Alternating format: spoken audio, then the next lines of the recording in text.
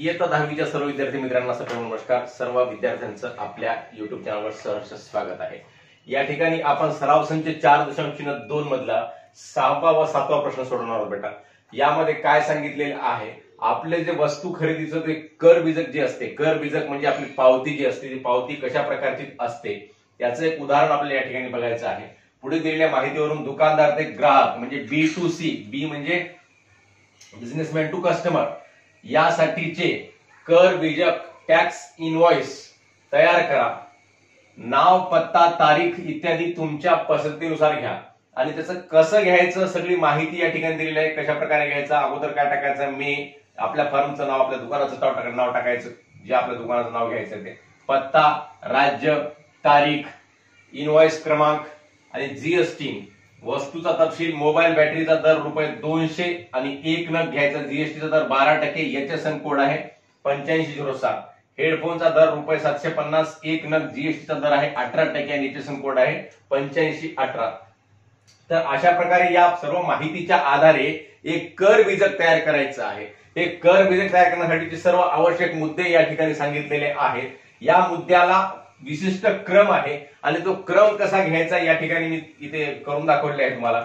फक्त याच्यामध्ये आपल्याला नाव वगैरे टाकायचं आहे, जे आपल्याला याच्यामध्ये नेम ऑफ प्रोडक्ट म्हणजे आपल्याला कोणकोणते प्रोडक्ट याच्यामध्ये घ्यायचे आहेत, आपण देत आहोत त्याची आपल्याला या ठिकाणी माहिती लिहायची आहे. बाकी सर्व आपला वेळ वाचवा म्हणून मी या ठिकाणी अगोदरच तयार करून ठेवलेला आहे. वस्तू खरेदीचा टॅक्स इनव्हॉइस म्हणजे पावती जे असते, कर बीजक जे असते ते अशा प्रकारे असते. पुरवठादार गुरुदेव इलेक्ट्रॉनिक्स, आपण कोणतेही नाव घेऊ शकता, 93 VIP road Nanded Maharashtra, pin 431802. Invoice क्रमांक GST ऑब्लिक 012 013 014 असं कोणताही क्रमांक टाकू शकता आपण. जीएसटी हा 15 अंकाचा एक जीएसटी कोड असतो. या 15 अंकामध्ये सुरुवातीचे 2 अक्षर 27 असतात. महाराष्ट्रासाठी प्रत्येक राज्यासाठी हे 2 अक्षर वेगवेगळे असतात 27, आणि नंतर 10 अंकी पॅन कार्ड असतो आणि नंतर विविध कोड नंबर असतात 3, म्हणजे एकूण 15 अंकी कोड असतो. तुम्ही कोणतेही 15 अंक टाकू शकता, याच्यामध्ये तुमचे काही असे विशिष्ट मार्क कटणार नाहीत, परंतु 27 नंबर सुरुवातीला जर दिला तर चांगलं असते. बाकी तुम्ही कोणताही नंबर देऊ शकता. मग सिरियल नंबर, आपल्याला हे जे आयटम सांगितले 2, या 2 वस्तूंची आपल्याला इथं सिरियल नंबर नुसार मांडणी करायची. कोणतं सांगितलं, पहिल्यांदा 1 नंबरला सांगितलेला आहे मोबाईल बॅटरी. मोबाईल बॅटरीचा एचएसएन कोड किती सांगितला, 8507. आता बघा, अगोदर सिरियल नंबर घ्यायचा बेटा, नंतर एचएसएन कोड, नंतर नेम ऑफ प्रोडक्ट म्हणजे आपल्या वस्तूचं नाव, त्याचा दर, त्याची क्वांटिटी म्हणजे किती घ्यायचं, क्वांटिटी म्हणजे एकूण नग, त्याचे 1 नग, टॅक्सेबल अमाऊंट म्हणजे कर पात्र किंमत, सीजीएसटी, एसजीएसटी, टोटल, अशा प्रकारे ते घ्यायचंय. नेम ऑफ प्रोडक्ट काय लिहितं, मोबाईल बॅटरी.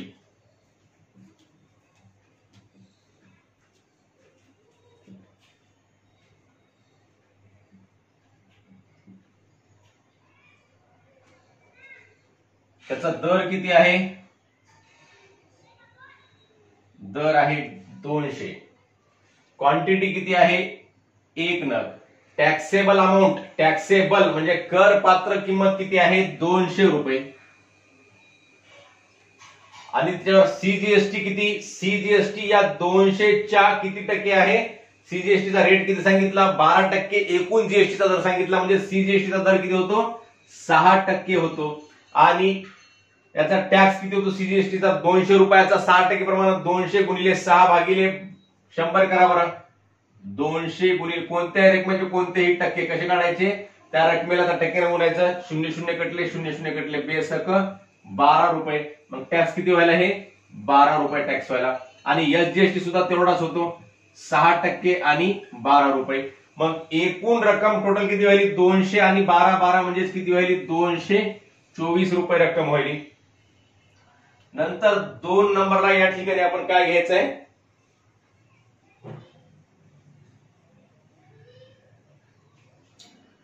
2 नंबरला घ्यायचं आहे हेडफोन. हेडफोनचा एचएसएन कोड काय आहे, 8518. 8518 एचएसएन कोड आहे. आणि याचा नेम ऑफ प्रोडक्ट काय घ्यायचं, हेडफोन घ्यायचं.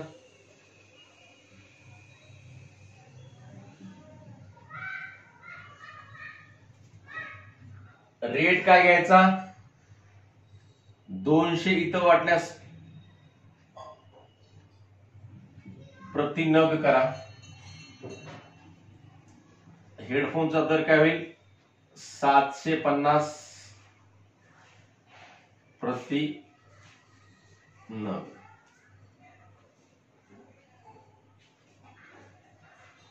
याची सुद्धा क्वांटिटी किती आहे, एकच आहे.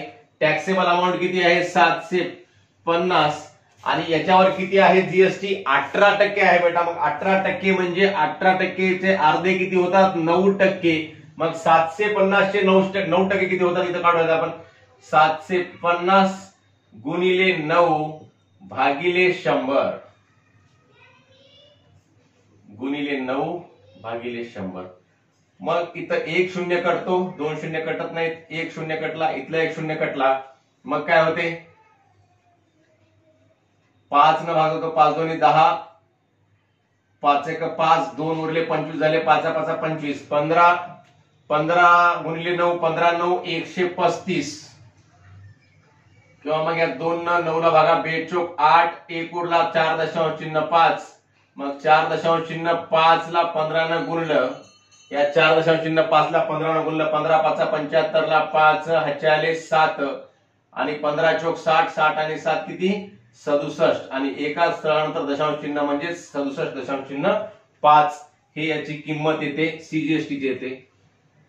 67.5 म्हणजे 50, 67 रुपये 50 पैसे. आणि एसजीएसटी सुद्धा किती, 9% आणि त्याचे सुद्धा किती लागते टॅक्स, 67 रुपये 50 पैसे. मग एकूण रक्कम किती झाली, 750 अधिक 67 रुपये 50 पैसे आणि 67 रुपये 50 पैसे. एकूण किती व्हायले, 65 दोन्ही 130 आणि 2.5 दोन्ही 5 म्हणजे 135. 135 आणि 750 यांची बेरीज करूयात.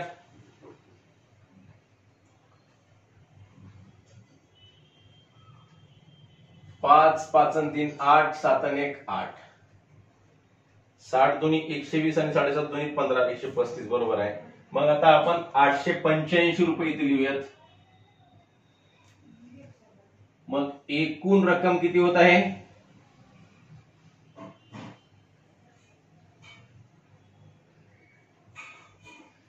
एकूण रक्कम बघा, टॅक्स किती होता, या 12 आणि 67 किती होतात, 79 रुपये 50 पैसे. आणि हे सुद्धा किती होतात, 79 रुपये 50 पैसे. आणि यांची बेरीज किती, 5 आणि 4 9, 8 आणि 2 10 ला 0, हातचा आला 1, 2 आणि 1 3, 3 आणि 8 11, 1109 रुपये. एकूण किंमत 1109.00 असंही याला लिहू शकता आपण. मग अशा प्रकारे हे आपल्याला कर बीजक या ठिकाणी म्हणजे टॅक्स इनव्हॉइस तयार करता येते. अतिशय सोपी बाब आहे. जी माहिती दिली त्या माहितीचा आपण इथं उपयोग केला आणि त्यानुसार आपण इथं पावती तयार केली. फक्त याचं नाव वगैरे सगळं आपण मनानं टाकले, जीएसटी टाकला, इनव्हॉइस क्रमांक टाकला, याच क्रमांक टाकला. फक्त जे प्रोडक्ट सांगितलेला आहे, जो आपल्याला वस्तू सांगितली आहे, ते वस्तूमध्ये सिरियल नंबर घ्यायचा, अगोदर सिरियल नंबर, त्यानंतर एचएसएन कोड, त्यानंतर नेम ऑफ प्रोडक्ट म्हणजे वस्तूचं नाव, त्यानंतर वस्तूचा दर काय सांगितला, 200 रुपये प्रति नग, 750 रुपये प्रति नग. आणि नंतर त्यांची क्वांटिटी म्हणजे याचं किती नग आहेत. टॅक्सेबल अमाऊंट घेतलं म्हणजे करपात्र किंमत, आणि करपात्र किमतीवर सीजीएसटी, या एकूण जीएसटीच्या अर्धी सीजीएसटी आणि अर्धी एसजीएसटी. आणि मग याची टक्केवारी काढली, 200 रुपयाचे 6% 12 रुपये, 750 रुपयाचे 9% 67 रुपये 50 पैसे. अशा प्रकारे हे जेवढं काढलं तेवढंच इकडे लिहून टाकायचं. आणि हे नंतर यांची बेरीज करायची, हे 12 हे 12 आणि हे 200, एकूण बेरीज 224, 750 6750 आणि 6750 यांची बेरीज झाली 885. आणि हे सर्वांची बेरीज झाली 1109 रुपये 0.00. अशा प्रकारे हे आपण कर बीजक या ठिकाणी तयार केलेलं आहे. आता दुसरं पुढचं शेवटचं गणित त्यानंतरचं लगेच करूयात. तर बेटा या ठिकाणी दुसरा प्रश्न आहे. आताच आपण जे बघितलं म्हणजे व्यापाऱ्याकडून ग्राहकाकडे जे आपण पावती देतो, ती पावतीचा नमुना तशा प्रकारचं आपण कर बीजक बघितलेला आहे.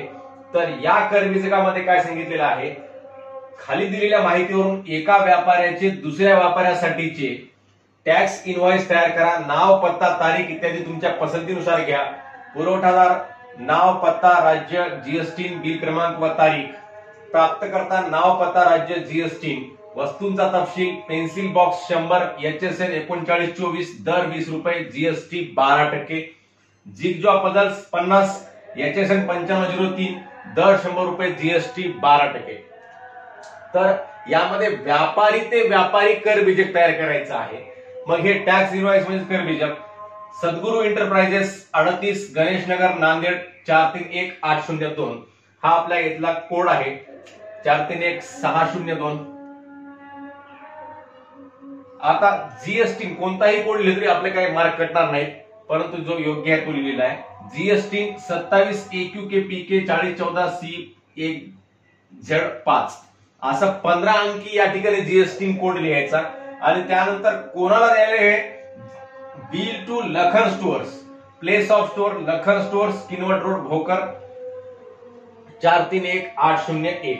इनव्हॉइस नंबर जीएसटी हा आपला कोणताही नंबर टाकू शकतो. हे नाव कोणतेही टाकू शकता, हे सुद्धा नाव कोणते टाकू शकता, डेट कोणतीही टाकू शकता, परंतु डेट सहसा 2017च्या नंतरची टाका, 1 जुलै 2017च्या नंतरची, कारण जीएसटी 1 जुलै 2017 ला लागला होता. मग डिस्क्रिप्शन ऑफ गुड्स म्हणजे सामानाचं साहित्याचं वर्णन काय सांगितलं. पहिल्यांदा पेन्सिल बॉक्स,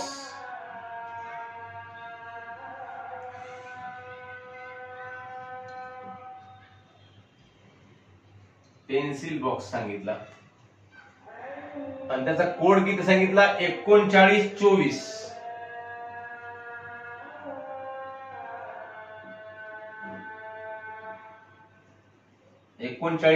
क्वांटिटी किती सांगितले 100 नग. आणि रेट काय त्याचा दर 20 रुपये आहे. मग 20 रुपये प्रमाणे 100 नगाचा काय रेट होईल 1 गुणिले 2 2 आणि इथले 2 शून्य आणि इथला 1 शून्य, एकूण 3 शून्य, 1 2 3 शून्य म्हणजे 2000 रुपये याचा रेट होईल. दुसरा कोणता आयटम सांगितलेला आहे, दुसरी कोणती वस्तू सांगितलेली आहे तर जिगजॉ पझल्स.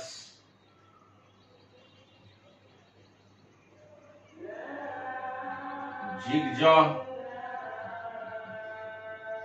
पझल्स याचा HSN कोड काय आहे 9503. 9503 हा कोड आहे. यांची क्वांटिटी किती आहे 50 नग आहेत, 50 नग.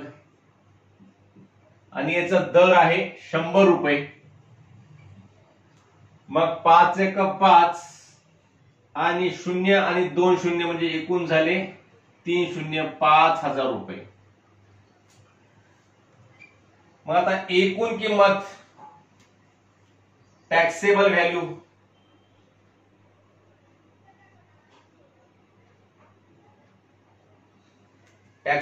किती होते, या दोन्हीची बेरीज किती होते 7000. आणि यानंतर मग ऍड 6% सीजीएसटी, 6% सीजीएसटी याच्यावर ऍड होईल. म्हणजे 6% कशी 12% एकूण जीएसटी आहे, 12%च्या 6% म्हणजे किती होईल या ठिकाणी 7000 गुणिले 6 भागिले 100.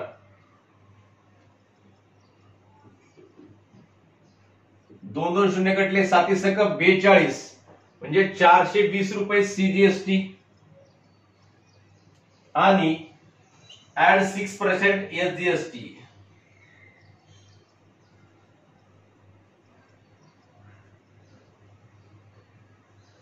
ही किती होईल ही 420.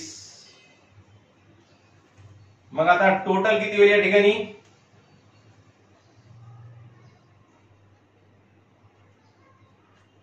टोटल अमाउंट इथे लिहू. टोटल या सर्वांची बेरीज होईल इकडं 0 आणि 0 0 2 आणि 2 4 4 आणि 4 8 7840. अशा प्रकारे टोटल करायची आणि हे बिल करायचं बेटा. या ठिकाणी अशा प्रकारे आपण बिल तयार केलेलं आहे.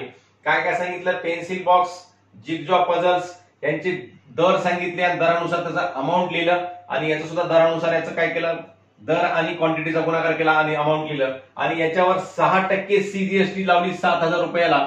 7,000 रुपयाला 6% सीजीएसटी लावली, नंतर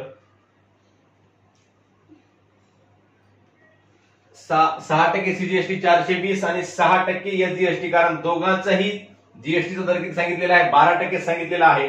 म्हणून टोटल रकमेला जीएसटी लावली 6% आणि 6%, एकूण झालं 7,840 रुपये. अशा प्रकारे टोटल बिल झालेलं आहे. खाली एक ऑथराइज्ड सिग्नेचरी म्हणून एक लिहायचं नाव आणि तिथं आपल्या त्या दुकानदाराची सही असते. अशा प्रकारचं आपण केलं किंवा एवढं केलं तरी आपलं काही चुकत नाही. अशा प्रकारे आपण हे सराव संच 4.2 मध्ये 2 पावत्या कशा तयार करायच्या. एक B2B चं हे उदाहरण आहे आणि याच्या पूर्वीचं कोणतं बघितलं, B2C म्हणजे बिझनेसमॅन टू कंझ्युमर म्हणजे ग्राहकाला आपण देणारी पावती, आणि हे व्यापारी ते व्यापारी देणारी पावती कशा प्रकारची असते. तर हे अशा प्रकारची असते. अशी ही जी माहिती दिलेली आहे ही माहिती पूर्ण आपल्या पावतीमध्ये आली पाहिजे. असं हा एक ढोबळमान असते. याच्यामध्ये अॅक्युरेट आलं पाहिजे असं काही नाही. थोडंफार जरी चुकलं म्हणजे काही मागे पुढे जर झालं थोडंफार तरी ऍडजस्ट होऊ शकते. त्यामुळे जास्त घाबरून जायचं नाही. तर ही माहितीचा आधारे पूर्ण लिहायचं व खाली सही वगैरे राहून गेलं किंवा एखाद्या कोपऱ्यामध्ये काही राहून गेलं तर काही फरक पडत नाही. परंतु हे जे मुद्दे सांगितले हे मुद्दे पूर्ण व्यवस्थित सिरियल नंबरनं आले पाहिजे याची खबरदारी घ्यायची व अशा प्रकारे पावती तयार करायची. मुलांनो, आपल्या सर्वांना हा व्हिडिओ आवडल्यास आपल्या मित्रांना शेअर करावा व लाईक्स व कमेंट सुद्धा अवश्य करावे. धन्यवाद.